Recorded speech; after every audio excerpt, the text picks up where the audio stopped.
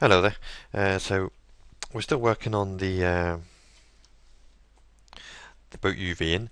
Now all these things are divided up. I did the crates because that's just a box basically. If you want to know what you've done and what you haven't done over here, 'cause at the moment we've done a good few bits, but it's starting to get confusing. We've done this, have we done this? You can go over to your UV space over here and just basically just drag. Select all your polys over here. That will select all your polys over here, and if you just hit H to hide those ones, then you can basically see what's left. So this is the last video part I'll do for UVing because each one is exactly the same techniques. Like me doing these rods, it's just going to be make a seam up the edge here and cutting the end off basically. So we don't want to see the same thing over and over again. So I'll do the sails. Even like the boat, the hull might seem, oh, that's a bit of a complex bit, but it's not really. You just find a seam underneath in the water, so you just divide that seam, select that sort of edge that runs along that seam there, and then basically select all these edges that run along this topic, and just basically chop off all this piece as one mesh, all this sort of flooring, all these bits, just chop all those off. So just put an edge along there for that batten, an edge along there, and you can basically chop this bulkhead off then. Then when you come to sort of put your texture on, at least you've got all these pieces flat, so you can just lay the wooden beam texture across the whole lot. So actually the hull's probably one of the easiest bits to do. In fact, they're all quite boxy now, the bits, they're not that complicated really. So I'll just do the sails, and then off camera I'll just UV the rest. If not, we'll be hours and hours of you watching UVing, which is it's enough to sap anyone's strength, to be honest. So what I'll do, now I've hidden all the UVs over here, I basically know what's left. So I'm just going to come in and I'm just going to select all the parts that make up the, I'm going to select the little wooden bits as well. The little sort of, I don't know if they're called ribs technically, or I call them ribs, but I'm not a nautical man in any sense of the word. So we've got them selected there, so I'm going to do Shift H this time, and I'll hide everything else. So now I've got just my sails.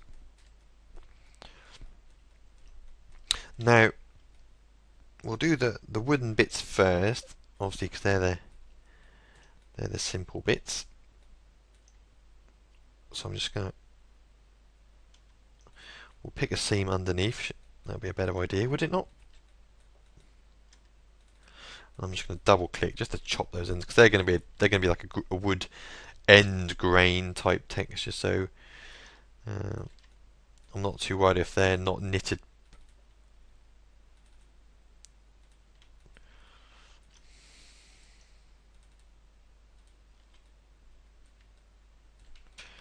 So we'll come around and do the front.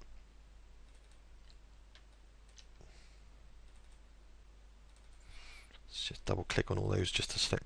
Sometimes you can, sometimes you can't. So we're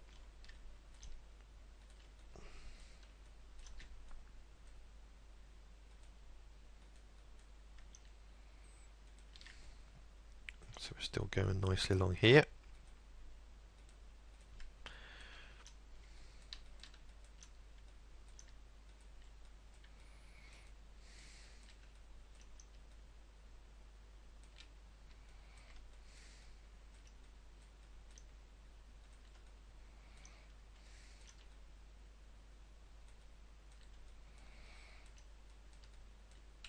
And last, but by no means least, okay. Now the sails themselves, let's just unwrap them, just check. Ignore this red stuff. So there's our wooden batten, so that's good to go. Now the sails, even though they look curvy and things, they are just a cube. It's just a rectangle. So there's nothing drastic about these either, to be honest.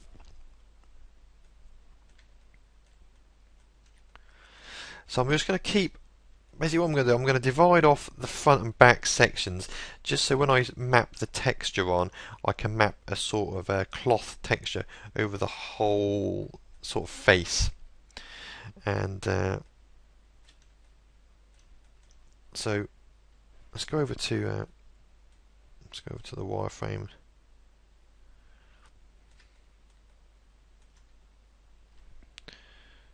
Let's turn off the unwrap tool.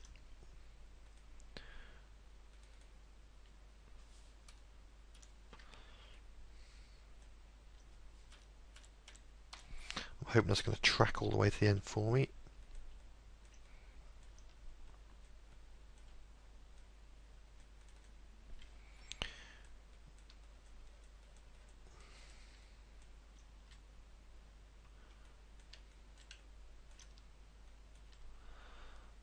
Like so. Now I'm going to try just double clicking on these edges.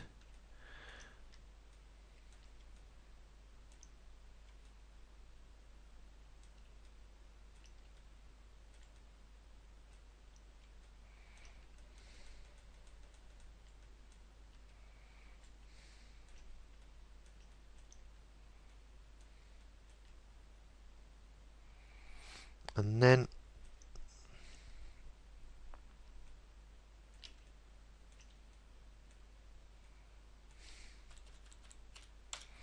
I'm just going to go up one.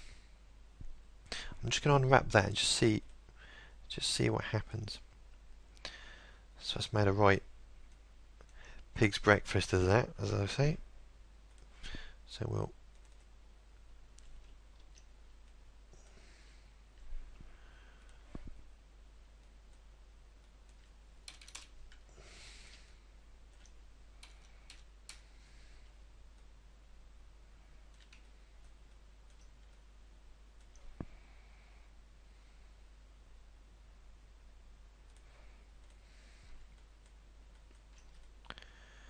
okay, so there's our sheet, front and back. So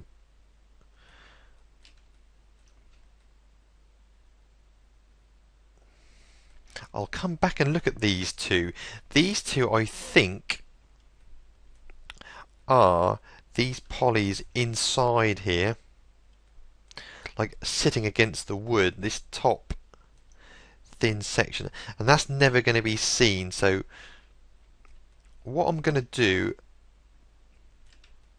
and I'll stop the camera now because all these other sheets are going to be exactly the same. Select them, both the edges along the bottom, both the edges along the top, plus one of the side edges, so you don't want to see me do those over and over again.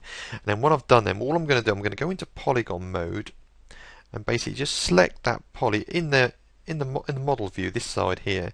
Select that polygon along there and just delete it because that's never going to be seen. So that's just adding to the poly count. So so that's the end pretty much of these UV videos.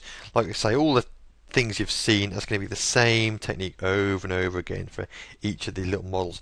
And the best thing to do is when you're doing your model is just do what we're doing here, break it down into small pieces, do little bits at a time, do the rudder first, then hide it, get it out of the way and forget about it, do the anchor, and that goes the same for whatever model you're doing. If you're unwrapping your car, do the wheels first, then get them out of there, do the seats, and just keep hiding, and gradually just sort of, after a while you will, break this animal's back. You'll gradually wear it down. You'll get little and little and little and little.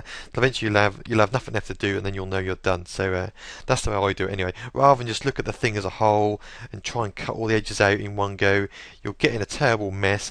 You'll end up clicking off here somewhere, losing all the lines you've done, and having to start again. It ends up being a bit of a nightmare. So just break it down into small pieces, and you won't go far wrong. So.